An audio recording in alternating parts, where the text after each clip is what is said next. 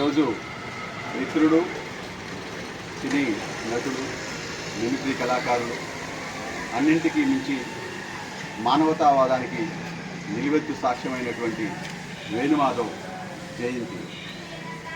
ఈ జయంతి సందర్భంగా రాష్ట్ర వ్యాప్తంగా, దేశవ్యాప్తంగా అనేక చోట్ల వేణుమాధవ్ యాదిలో అనేక కార్యక్రమాలు ఈరోజు జరుపుకుంటున్నటువంటి ఈ తరుణంలో వేణుమాధవ్ పుట్టినటువంటి కోదాడ స్వగ్రామం ఏదైతే ఉందో ఈ పట్టణంలో మేమందరం కలిసి వేణుమాధవ్ మిత్రమండలి, పారా సీతన్న మిత్రమండలి, తెర సాంస్కృతిక కళామండలి సభ్యులందరం కలిసి ఈరోజు వారితో ఉన్నటువంటి అనుబంధం, జ్ఞాపకాలు, స్నేహం అన్నింటినీ కూడా నెమరు వేసుకోవడం జరిగింది.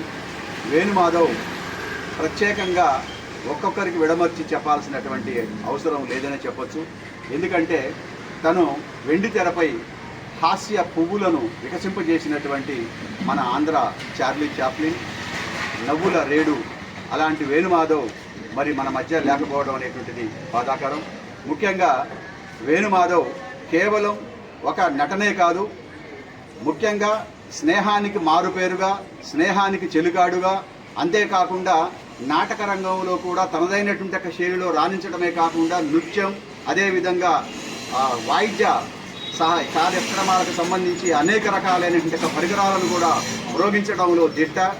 దాంతోపాటు ధ్వని అనుకరణ అనేటువంటిది తనకు బాగా పేరు తెచ్చిపెట్టింది. ఆ ధ్వని అనుకరణతోనే సినీ రంగ ప్రవేశం చేసి సినిమాలో కొన్ని వందల సినిమాల్లో నటించి మరి బాగా అలసినటువంటి హృదయాలను మొత్తం కూడా రంజింపజేసి వారి ముఖాలపై చిరునవ్వులు విరమించినటువంటి వేణుమాధవ్ చిరస్థాయిగా ఎప్పుడు మనందరి హృదయాల్లో జీవించే ఉంటాడు. అలాంటి వేణుమాధవ్కి జోహార్లు అర్పిస్తూ వేణుమాధవ్ యాదిలో నిరంతరం మేమందరం కూడా ఎప్పుడు ఆ జ్ఞాపకాలను తరచి చూసుకుంటాం. జోహార్లు వేణుమాధవ్.